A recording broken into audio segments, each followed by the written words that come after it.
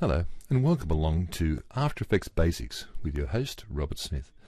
In this video we're going to do some image sequencing. Some people like to call them slideshows. There's many sorts of slideshows we can make. This is something I do all the time because I'm a big fan of the GoPro camera and I do a lot of time-lapse photography. So let's have a look how that works. First of all, I'm going to import my files. So file, import like this. Now I've got a whole lot of files that I've taken. I think every 5 seconds it takes a shot, or maybe every 10 seconds, I can't remember, but it doesn't matter for this exercise. So I'm going to select all of those, Apple A to select them all, and you'll see, or Control A on the PC of course. If I want to import as footage, I don't have any options here because they're all flattened images, so I'm going to click OK.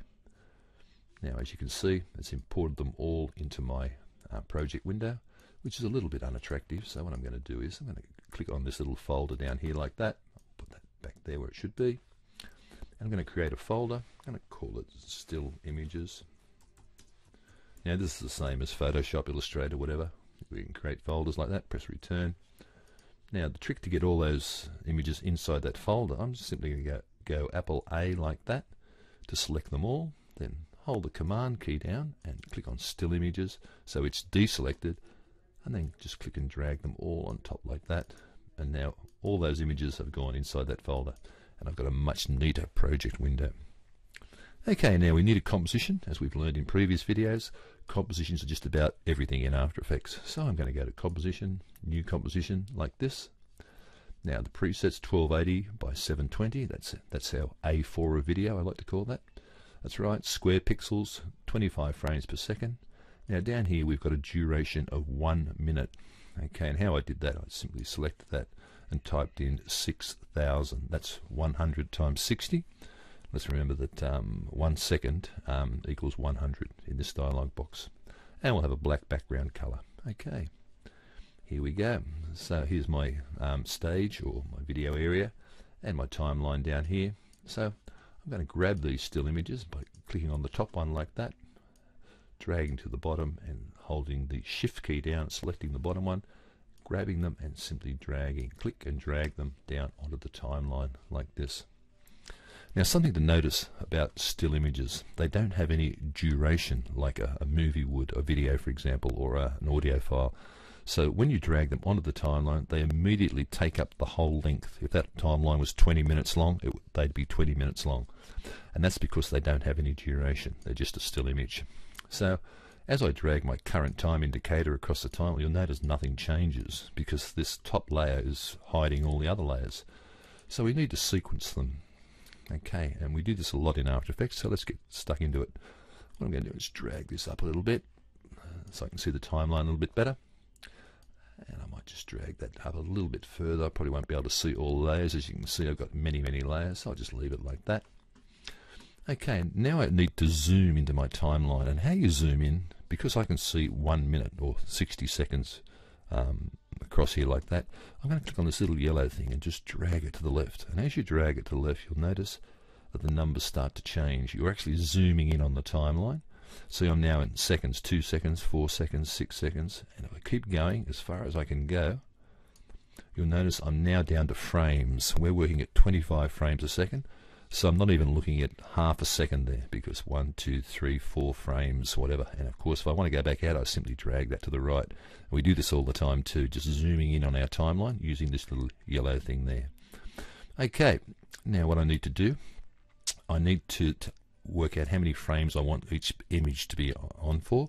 So I'm going to start off with 5 frames, okay, like that. So I'm going to grab my current time indicator and simply drag it to 5 like that. When you're zoomed in like this, it tends to snap quite nicely.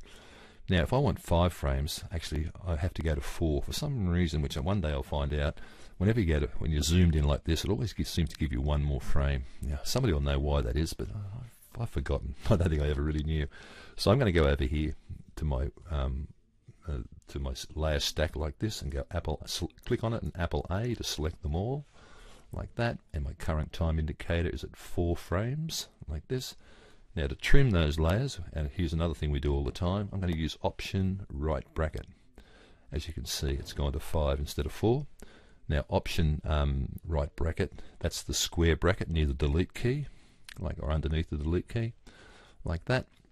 Now that I'm going to zoom back out a bit. As you can see, the more I zoom out, the less time they take up on the timeline, because they're less than 1 second long. And now we're looking at 60 seconds. I'll just drag to the left a little bit. You can go to any magnification you like, whatever you feel comfortable with. Okay, now what I need to do, I need to sequence these layers one after the other, and After Effects has a great little tool for doing that. I'm going to go to Animation, Keyframe Assistant, Sequence Layers, like this, and I don't want any overlap, and simply click OK. Now as you can see, it stepped those layers one after the other, and now I can drag my current time indicator and have a look at each one of those images. I'll just drag that back out a bit. I'm going to zoom right down here to find my last layer, which is this one down here, and I'm going to click on this layer, select it by itself. Now here's a little trick. When you've got lots of layers selected like this, sometimes it's hard to deselect. I'm just going to click anywhere in this grey area there, that'll deselect.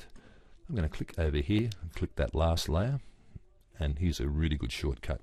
I want to bring the end of my comp to where the end of this layer is. To do that, I'm going to press the letter O on the keyboard, and that'll take me to what's called the out point of this last layer. Okay, so between here and here is all the imagery we've got. From then on, we've got nothing. Okay, so another little shortcut is to press the letter N, N for Neil, like that, and that will bring the end of my composition right up to the end of this last layer, like that, and that's really important. So O for the last layer to get to the last frame in the whole video, and N to bring your end of comp thingy, yellow thing, whatever it's called, to that point there. Okay, now let's have a look at that. I'm going to go over and do a RAM preview like this, and just drag that down a little bit so I can see it. Click on RAM preview, and as you can see, the first time through it won't give you real time, what's called real time. The second time through it will. It has to sort of work out all the calculations the first time through. So that's what that's looking like. I might just press the space bar to stop that and just drag this down a little bit. Very nice indeed. So now my screen's a bit bigger. Okay, I'm really happy with that speed. 5 frames is good. Not too jerky. Okay, let's make a movie out of that.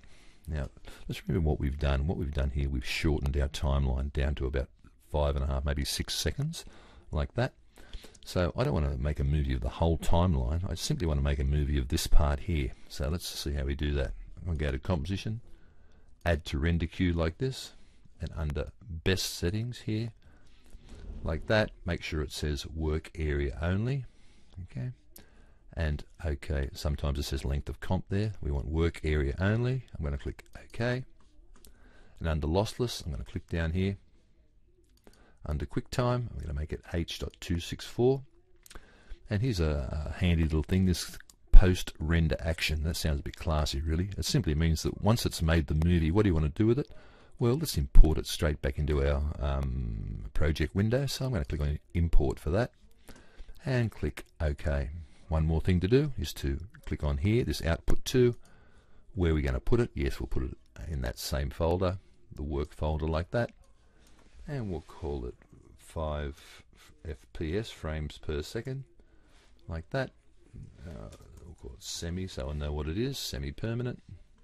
And let's click Save. Now, what everybody forgets to do is to click the render button over here. So let's do that, and away it goes.